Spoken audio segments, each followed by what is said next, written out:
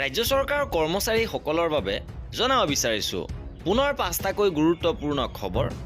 ৰাজ্যৰ নিয়মীয়া ঠিকাভিত্তিক কৰ্মচাৰী, শিক্ষক, টিউটৰ, আশা, অংগনবাড়ী, ৰন্ধনকৰ্মী সকলোৰে বাবে পুনৰ কেইবাটাও গুৰুত্বপূৰ্ণ আপডেট আহিছে। ৰাজ্য চৰকাৰৰ ফালৰ পৰা কেইবাটাও ডাঙৰ ঘোষণা কৰিছে। পুনৰ গ্ৰহণ কৰা হৈছে কেইবাটাও ডাঙৰ সিদ্ধান্ত। সবিশেষ আপোনালোকক জনাব বিচাৰিছোঁ। ভিডিঅ'টো প্ৰথমৰ পৰা শেষলৈকে চাই থাকিব। জনাব বিচাৰিছোঁ আজি প্ৰথমটো গুৰুত্বপূৰ্ণ খবৰ। পাৰস্পৰিক বদলিৰ ক্ষেত্ৰত নাজল নাথল অৱস্থা। TTMS এপৰ বিসংগতিত দিশহাৰা ৰাজ্যৰ শিক্ষক। ৰাজ্যৰ বিদ্যালয়সমূহৰ শিক্ষক শিক্ষয়িত্ৰীসকলৰ পাৰস্পৰিক বদলীকৰণৰ আইন সংশোধন কৰি বহিঃজিলাত কৰ্মৰত মহিলা শিক্ষকৰ বাবে 5 বছৰ, পুৰুষ শিক্ষকৰ বাবে 7 বছৰ সেৱাৰ ন্যূনতম যোগ্যতা নিৰ্ধাৰণ কৰা হৈছিল। ইয়াৰ সংশোধনী সন্নিৱিষ্ট কৰি নৱ পাৰস্পৰিক বদলি ব্যৱস্থাপনাৰ এক পৰ্টেল সংস্কৰণ ইতিমধ্যে মুকলি কৰা হয়। স্বচ্ছ আৰু প্ৰযুক্তিচালিত এই বদলীকৰণ প্ৰক্ৰিয়াৰ জৰিয়তে 2022 পৰা 26লৈ ৰাজ্যজুৰি 42,813 গৰাকী শিক্ষকৰ বদলি সম্পন্ন হৈছে। ইয়াৰ পিছত পুনৰ সংশোধিত আইনী ব্যৱস্থাৰে বদলীকৰণৰ পৰ্টেলটো 11 ফেব্ৰুৱাৰীত পুনৰ মুকলি কৰা হৈছিল। কিন্তু নতুন পৰ্টেলত আজি পৰ্যন্ত নৱনিযুক্ত শিক্ষক শিক্ষয়িত্ৰীৰ পাৰস্পৰিক বদলীকৰণৰ সম্ভৱ হৈ উঠা নাই। শিক্ষামন্ত্ৰী তথা শিক্ষা বিভাগে কোনো নিৰ্দেশনা জাৰি নকৰাকৈ TTMS পৰ্টেলটোৱে নিযুক্তি তাৰিখৰ পৰা 2 বছৰ নোহোৱালৈকে পাৰস্পৰিক বদলিৰ আবেদন গ্ৰহণ কৰা নাই। উল্লেখযোগ্য যে শিক্ষামন্ত্ৰীয়ে নৱনিযুক্ত শিক্ষক শিক্ষয়িত্ৰীৰ ক্ষেত্ৰত 2 বছৰ সম্পূৰ্ণ নহ'লেও পাৰস্পৰিক বদলীকৰণত কোনো বাধা নাই বুলি স্পষ্টভাৱে ঘোষণা কৰিছিল। আৰু ইয়াৰ পাছতো সেয়া বৰ্তমানেও কাৰ্যকৰী নোহোৱাটো অতিকৈ পৰিতাপৰ বিষয়।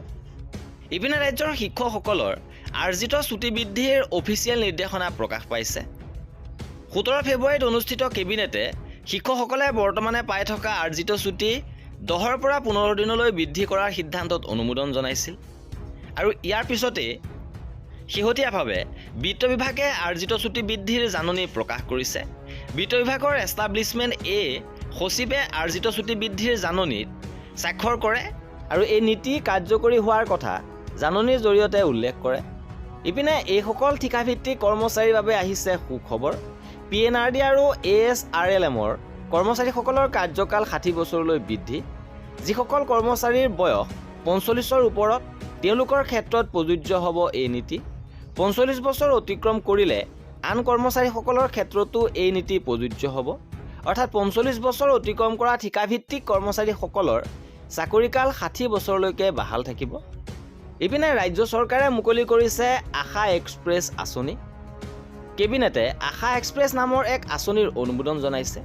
ইয়াৰ জৰিয়তে ৰাজ্যৰ সক্ৰিয় 33,656 গৰাকী আশাকৰ্মীক স্কুটি প্ৰদান কৰা হ'ব। লগতে 2,570 গৰাকী আশা ছুপাৰভাইজৰলৈ স্কুটি প্ৰদান কৰা হ'ব। আশাৰ কাম বাদ দিলে স্কুটি চৰকাৰক জমা দিব লাগিব আৰু আশাকৰ্মীসকলক চৰকাৰে এই স্কুটি প্ৰদানৰ কথা ঘোষণা কৰিছে। ইপিনে ৰাজ্যৰ অংগনবাড়ী আৰু মধ্যাহ্ন ভোজনৰ কৰ্মীসকলেও দৰমহা বৃদ্ধি লৈ দাবী কৰি আহিছে আৰু তেওঁলোকৰ বাবে কি ঘোষণা কৰে সেয়া হ'ব লক্ষণীয়। এইবাৰ জনাব বিচাৰিছোঁ শিক্ষক টিউটৰসকলৰ বাবে আন এটা গুৰুত্বপূৰ্ণ খবৰ। ৰাজ্যৰ শিক্ষানুষ্ঠান পাৰিশীকৰণ ব্যৱস্থাপনা পৰ্টেলত বিসংগতি। ভেঞ্চাৰ শিক্ষক কৰ্মচাৰী হতাশ। বিসংগতি দূৰ কৰিবলৈ শিক্ষক ঐক্যমঞ্চৰ দাবী। মুখ্যমন্ত্ৰীয়ে মুকলি কৰা শিক্ষানুষ্ঠান পাৰিশীকৰণ ব্যৱস্থাপনা পৰ্টেলত বহু ধৰণৰ বিসংগতি দেখা পোৱা গৈছে।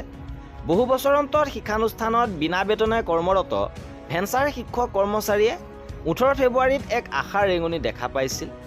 কিন্তু পৰ্টেলত আবেদন কৰিবলৈ গৈ নিৰাশ হ'বলগীয়া হৈছে।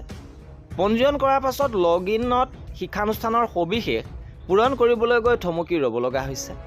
মুখ্যমন্ত্ৰীয়ে 2006 চনৰ পূৰ্বে শিক্ষানুষ্ঠান স্থাপন হোৱাৰ প্ৰমাণ হিচাপে অনুমতি, স্বীকৃতি, মাটিৰ কাগজ, চৰকাৰ বা বিভাগৰ লগত যোগাযোগ কৰাৰ তথ্য, পৰিদৰ্শন টোকা বা ফটো থাকিলে আবেদন কৰিব পাৰিব বুলি ঘোষণা কৰিছিল।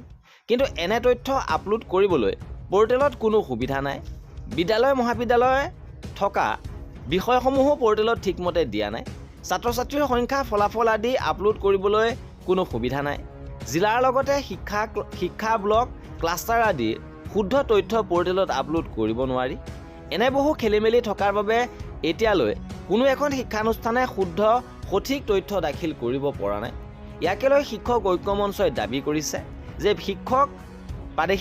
শিক্ষানুষ্ঠান প্ৰাদেশিকৰণ ব্যৱস্থাপনা পৰ্টেলৰ বিসংগতি অতি শীঘ্ৰে দূৰ কৰিব লাগে। আৰু এয়া আছিল আমাৰ আজিৰ ভিডিঅ'টোত। কৰ্মচাৰীসকলৰ সকলো খবৰ পাই থাকিবৰ বাবে আমাৰ চেনেলটো ছাবস্ক্ৰাইব কৰি ৰাখিব। ভিডিঅ'টো শেষৰলৈকে চোৱাৰ বাবে বহুত ধন্যবাদ।